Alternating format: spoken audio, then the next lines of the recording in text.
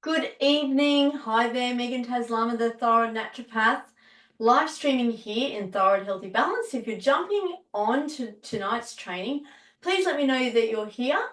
Give me a heart, give me a thumbs up.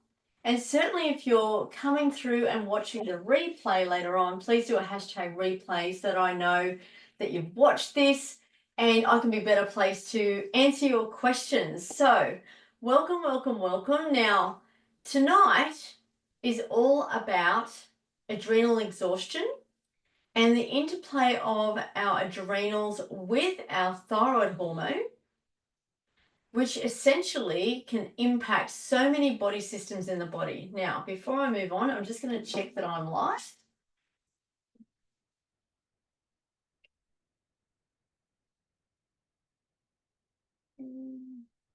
Yep, I should be live.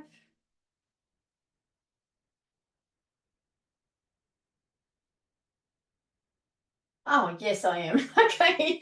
I just wanted to check. I think there's a delay. So I just wanted to check. So I couldn't see anybody on. So apologies there. Just skip that bit. All right. So we're talking about adrenal exhaustion.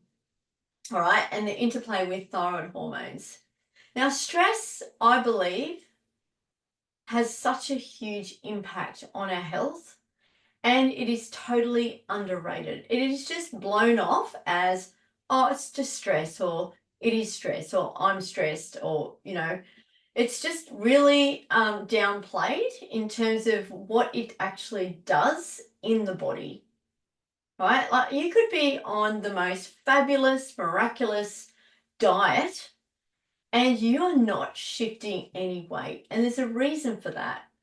With long-term chronic low grade stress, where your body has lost its adaptive response to stress, causing things like fatigue, it's causing impacts with your blood sugar, potentially causing insulin resistance, is playing havoc with your thyroid hormone, which is actually interjecting that transferal of your T4, your thyroxine, which is your pro hormone, to your T3, which is your more metabolically active hormone, which actually helps you produce energy and improves your metabolism. Okay, so cortisol is not too dissimilar to the actions of thyroid gland. However, cortisol is designed to really help us get out of that stressful situation. It is designed to break down blood sugar, or create, I should say, blood sugar really, really fast, because your brain preferentially feeds off blood sugar. Like that's what gives us our focus, our energy. That it's blood sugar. Of course, there's amino acids and free fatty acids. Essentially, our brain will prefer blood sugar. So that's cortisol's job. That's the main role of cortisol, and we need it for that fight flight response. For that focus, so that we can think quickly to get out of that particular situation that's causing that stress, right? It is really important, and it serves a really great role. We need cortisol. In fact, we wouldn't be able to survive without cortisol. It is really, really important. The problem is the long-term impact of cortisol, where it becomes a low-grade pulse, and then over time, our body has lost its ability to adapt to the stress. So cortisol, because it works on a negative feedback loop, and I'm going to explain that in a moment, essentially it will start to shut down or just, bind to the inactive, because our body's trying to protect ourselves, okay?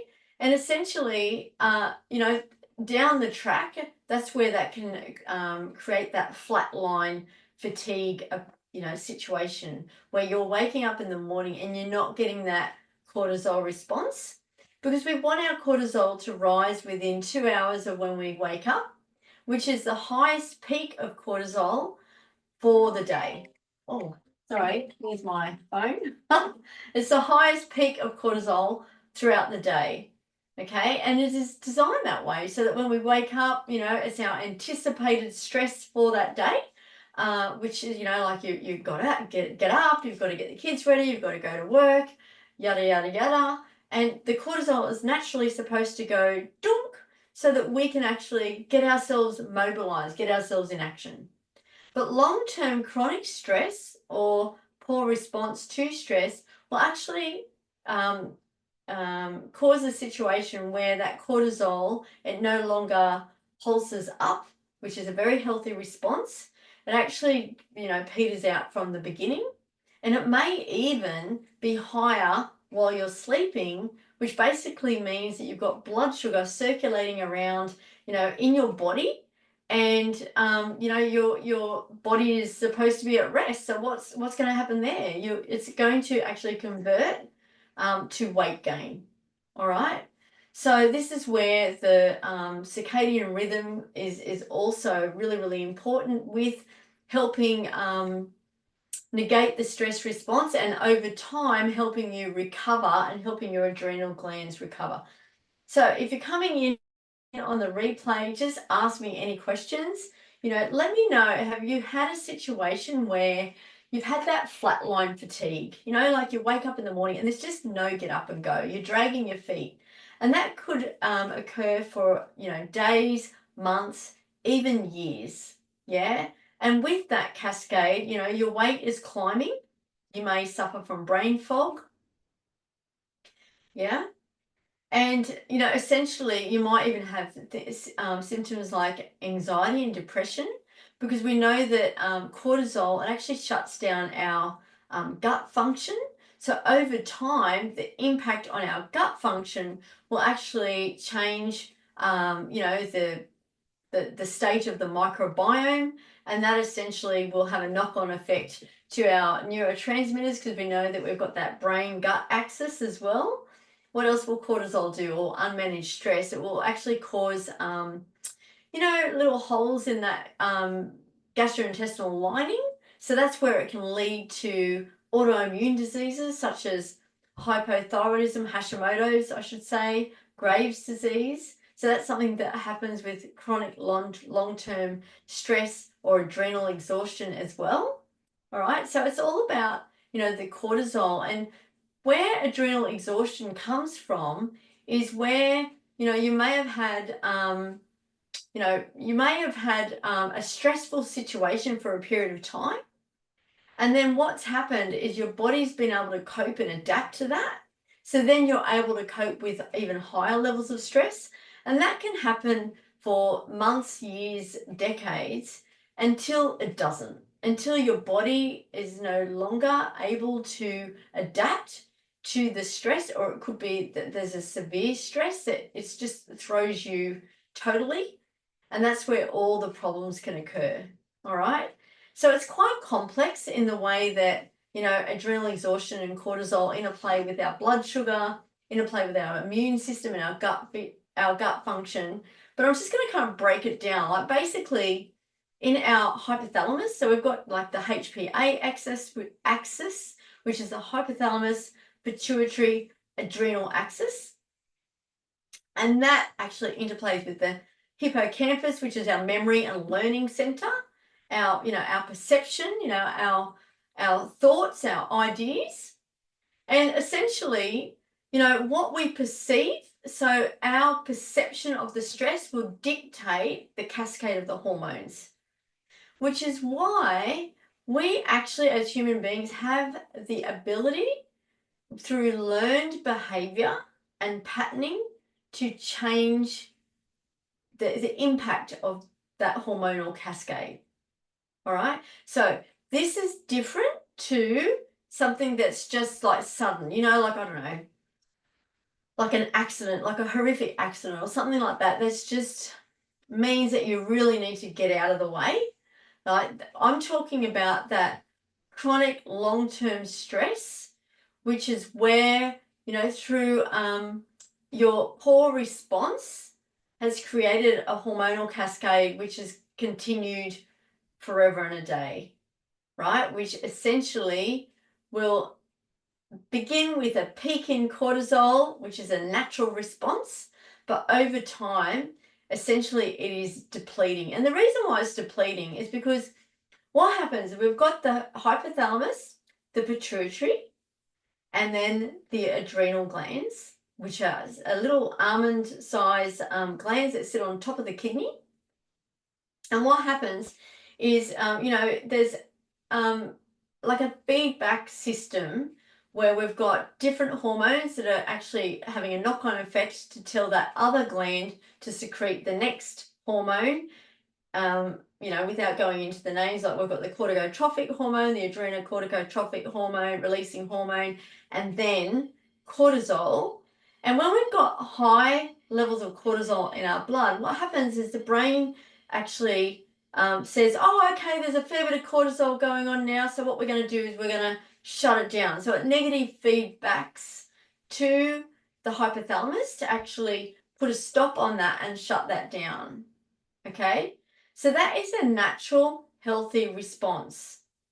But what happens is it's almost like insulin resistance. Like over time, when there's so much cortisol all the time, and the body's losing its ability to adapt, the body's just going to shut it down. It's just going to go, oh, well, you're not listening. You're not really doing anything about it here. So we're just going to shut this cortisol down, right? Because too much cortisol long term will actually deplete your immune system. As I mentioned, it will circuit break your thyroid hormones. It will actually push up blood sugar and cause insulin resistance, because of triglycerides, which is one of the lipid panel. When you get your lipids tested through your GP, one of the, you've got your LDL, you've got your cholesterol panel. So you've got your cholesterol, you've got your LDL, your HDL, high lipid protein, and then you've got your triglycerides. So that's where, your body is trying to break down fatty acids, and it's in the form of triglycerides in your blood, right? So when you've got these high levels of cortisol surging through your blood all the time, and you're not actually utilizing it, meaning like you're not running, you're not doing any type of strenuous activity that's actually burning it off, well, what's going to happen is it's just going to store as fat, adipose tissue, all right? And it plays havoc with your blood glucose regulation, which then, over time can cause insulin resistance, and then type 2 diabetes. It also has a role with your cardiovascular system and causes hypertension, which then can lead to metabolic syndrome, because you've got hypertension, you've got a situation where you've got hypertension, high blood pressure, and then you've got a situation where you've got insulin resistance or dysglycemia, poor management of blood glucose, and weight gain. And then together that is what's termed metabolic syndrome, which is actually extremely prevalent in today's society, because, as a culture, there are more people that are overweight than underweight. There are more people who have a level of insulin resistance, which often isn't even picked up. And that's going to have an impact on your thyroid hormones as well. All right. So our thyroid hormones is trying to, the role of the thyroid hormone is actually to try and maintain your metabolic health, right? To produce ATP, which is your adenotriphosphate, which is your energy. Same thing with cortisol, but cortisol is designed to be the acute response to keep you safe. Whereas the thyroid hormone is, for all of your organs and tissues and like the replenishing of your cells and your body on a day-to-day long-term basis. Things that we're not even thinking about, like the beating of our heart, like our ability to breathe, our ability to get up in the morning, all of these things. Okay, so there's a very close relationship with cortisol, blood glucose, our cardiovascular system, and our thyroid hormones, and our gut function. And therefore, there's a huge relationship with how we can actually positively impact all of these body systems through diet and lifestyle. When you understand, what's actually sabotaging your health and what's actually improving your metabolic health and improving your health. Okay. All right. So essentially, what I'd like to do now is really jump to some lifestyle strategies, because in terms of cortisol, right? Before I get into the 3 lifestyle strategies that I'd like to give you today that you can actually implement as from now, right, to help improve these important body systems. Before I get into that, I'm just going to talk a little bit about some symptoms of, adrenal exhaustion. Like, we know that it's when you're adrenally exhausted, like you've got that fatigue where, it might be bottomed out and completely flatlined, or it might be a case where, sometimes the energy's on. And when the energy's on, it's generally because, there's been a little bit of puff left, like you've been able to get a little bit of cortisol in some way or form. So you get that little bit of, that cognitive process and that, focus and energy, and then it's gone again. Okay. So we need to actually restore harmony to these important glands, these endocrine glands, which are essentially designed to keep us safe, to keep us away from any threat. Okay. And, there are different variations of this. So, for example, acute stress is going to present very, very differently to long-term stress. Acute stress, such as, like you might be functioning very well and then you have an argument with your partner or spouse or friend or neighbor. After that argument, generally you'll feel exhausted, yeah, because it has actually elicited a stress response in your body through the hormonal networks and hormonal cascade. However, and that's quite normal, and then you'll generally recover from that. However, long-term stress, unmanaged stress, poor response to stress is going to break down your tissues. Because again, the role of cortisol is to spare glucose for the brain. Yeah, it will work to bring glucose into the blood via the liver. Okay, it will break down muscle to bring glucose in. It will break down fatty acids to bring glucose in. It will do whatever it can. And then when we've got that high glucose, if we're not actually using it to fuel our body to get away from any danger, it's just kind of floating around. And that's where it's going to cause tissue damage. Yeah. So a short-term elevated cortisol is actually anti-inflammatory, hence the name cortisol, which is the name that's, actually cortisone is derived from the name, the hormone cortisol. And cortisone, as we know, like corticosteroids, they're actually anti-inflammatories, all right? So it's designed, short term, it is actually anti-inflammatory because it's actually, in the triage of allowing our body to get away from danger, it's actually shutting down the inflammation so we can run away. It's also shutting down our digestion because we don't need that because we're not eating a meal because we're getting away. Yeah. And all of these things. However, long-term stress, imagine shutting down your digestive function long-term. Well, that's going to cause symptoms such as like bloating, indigestion, heartburn, reflux. Okay, all of these symptoms. It might also cause like irritable bowel syndrome type scenarios. And the reason for that is because if we're always in this sympathetic dominant nervous system state with the high levels of cortisol, well, our body doesn't know how to operate. It doesn't know how to digest food under those conditions. And so our body the digestive organs simply cannot work because they're not governed by that nervous system element. They're governed by the parasympathetic nervous system. All right, so this is why, so many gut issues can stem and begin from long-term chronic poor response to stress. And you know what? Stress, like at the moment, I think with a lot of the examples that I've given, uh, I'm talking about like that mental stress. But remember, stress comes through all different ways. It comes through our environment. Environmental toxins, those sneaky little molecules that get into our body and we don't even know that they are there because we're none the wiser. That actually creates an internal stress. It also comes through our food choices, all right?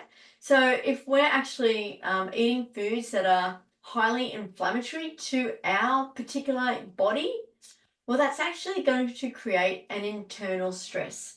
So it's not actually only the mental stress, it's all areas of stress coming through the environment, coming through the food chain, all right? So many different situations cause this type of stress in our body that our body actually has to cope with and deal with, all right? Okay, so with that, I'm going to now talk about I just wanted to talk about a few other symptoms. Of course, low libido, like it shuts down our reproductive hormones, so causing low libido. It will also, a symptom of, adrenal fatigue or adrenal exhaustion is also water retention and salt cravings. Like there's a poor ratio of minerals, of salt to magnesium mineral, which is all about our adrenals. So essentially, there'll be a craving of salt to try and bring that harmony and bring that balance back. So these are some symptoms, but the best way to determine what's actually going on with your adrenals and noting your stress response is to do like there's many different types of tests, but my preferred testing, functional testing, is a Dutch test, which actually shows your adrenals, or you can extend that and do all of your reproductive hormones as well, and your melatonin, which is your sleep hormone, just to really see across 4 points in the day what's actually happening with your hormones. What is the free cortisol? What is the metabolized cortisol? What is the total cortisol? Where does it peak? Does it peak or does it not peak? Is it just up during the night? Like what's actually going on? And from that, we can often determine what's happening with your sleep and really, how long this stress has been going on for and the potential impact that it has on your body. All right. Okie dokie. All right. So, okay. So ask any questions. So who has actually suffered from long-term stress where they feel that it's actually created an impact on their body? So just type stress. So if you're coming in on the replay, just type stress. Yeah, I mean, it is so underrated with what it actually does on our body and how it impacts our thyroid and our immune system and all systems go. So just type stress. Let me know where you're at with that. Okay, so let's jump to 3 powerful lifestyle strategies that actually help to break the cycle of stress. So the first one is to have naps. Like if your body is completely depleted and you're adrenally exhausted, any type of push and get up and go and I'm thinking things like caffeine or even herbs that are designed to actually push the adrenals and actually elevate that cortisol, they would be an absolute no-no. So what you want to do is you want to surrender to what's actually happening and give yourself a break. Like seriously, really just allow your body to rest and recover because that's what it's craving. That's what it's needing. It's needing that downtime so that your body can recalibrate and reharmonize. Yes, because our body's always on our side and it's always shifting, from one state to another state. So for example, with our thyroid hormones, if we're super stressed, what will happen is instead of the T4 converting to T3, it will preferentially convert to reverse T3 because it's literally trying to put the brakes on. It's trying to put the brakes on the system. Yeah, so that's why, with poorly managed thyroid hormones, and if we're not bringing in those lifestyle strategies, well, that's where situations like Hashimoto's or hypothyroid or hypothyroidism or low thyroid states can actually get out of control. And that's where you'll get the excessive weight gain and the fatigue and the brain fog and, all the knock-on effects of that. All right. Same token, if like it swings in roundabouts, like if our cortisol is high for too long, sometimes the body will try to shut it down. It will just switch it across to cortisone. Yeah, so we have cortisone, which is like the inactive cortisol, and then we have the free cortisol. So one is the storage, the cortisone, for the cortisol. Okay, so they're both meant to mirror each other, essentially. But the body's always trying to work out how it can keep us safe and how it can actually just prevent serious injury, really. So it will always try and dictate via the hormones. So if we're just trying to bypass that, and if we stay on the treadmill and keep being dictated by what's going on in our brain, what can happen is over time we're just breaking down our tissue, depleting our bodies even further, and at some point you're just going to be completely zip flatlined, like I'm talking like bed rest. All right, so you're better off now just finding those times and just looking at ways that you can reduce the amount of stress on your body until you actually obtain those tools and those lifestyle strategies to improve your response to stress, because the stress isn't going to go away.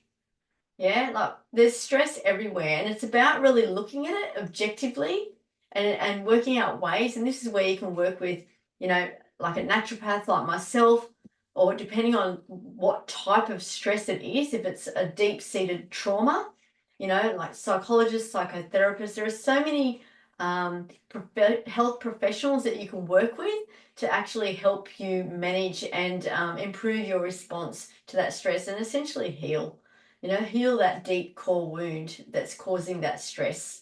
Okay, and that stress cascade. Okay, so regular naps, right? That's strategy number one. The second one is to reduce the amount of inflammatory foods. Yeah, so if you've got high cortisol and you've got like increase or a surge in blood sugar, and our thyroid's trying to shut down, and everything's actually leaning towards you just, gaining weight as an example, because your body's just really trying to, shut down. Well, the worst thing you could be doing is having inflammatory foods. All right. Now, I work with clients on a very individual basis to work out the right foods for their metabolic type and for what's actually going on with their body. So if that's something that you're interested in, just write type metabolism, and we can have a discussion and I can talk you through how I help people, essentially craft their dietary and lifestyle blueprint. All right. However, if right now you just know that your go-to is sugar and chocolate to try and get that feel good dopamine hit because of poorly unmanaged stress, that is the place to start. Okay.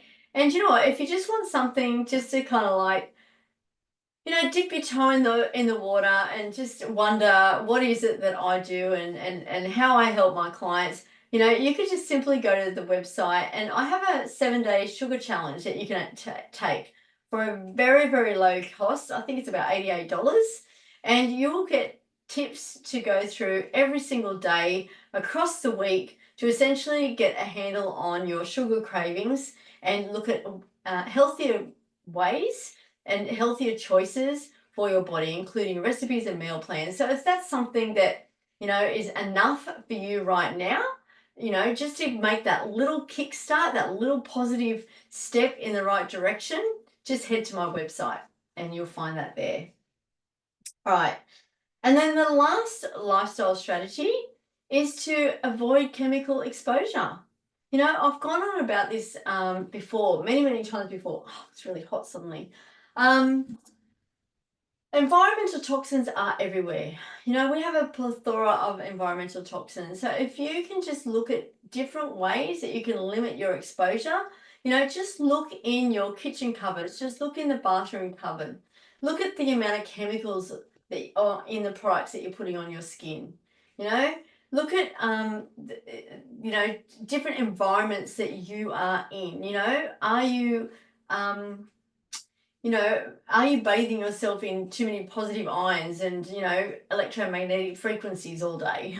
If that's the case, well, let's just negate that and get into the bush, onto the beach, just try to negate that as much as possible to give your nervous system a rest, give your nervous system a debrief so that it can actually recalibrate, reharmonize, and bring your body back into kilter. All right. That on its own is actually going to help reduce the stress hormones in your body. So those are 3 lifestyle strategies that you can just implement tomorrow. All right. Reduce the amount of inflammation in the foods. And all you need to do is look at sugar. Anything out of a packet, that's inflammatory. Look at the low-hanging fruit. This is the low-hanging fruit. What is it that you can reduce today? And just pick one thing. Keep it simple. All right? And if you're exhausted all of the time, don't push through. Just take some regular naps. Get yourself back on track. Allow your body to have some reprieve. If you've got some holidays owing to you or something like that, just take some extended leave just so you can actually have a break. Really, really important. And then the third one, just as a recap, is to reduce the amount of environmental toxins in your life. And they are everywhere. You don't need to look hard. Look at the plastics. Look at the plastics in your kitchen. That would be one step in the right direction. All right, so that's it from me. And if you'd like to have a discussion with me on how you can actually heal your body and actually bring your energy back, reduce the amount of stress, and really reharmonize the link between your adrenals and your thyroid, just type adrenals in the bottom, in the comments. And we'll reach out to you and just have a discussion about what's going on for you, how long it's been going on for, and what you need to do, and essentially create a pathway for you. All right. Now, this is absolutely complimentary. So at the very least, you'll have a pathway moving forward. All right. That's it from me. Have a beautiful evening, and I will look forward to seeing you next time. Bye for now.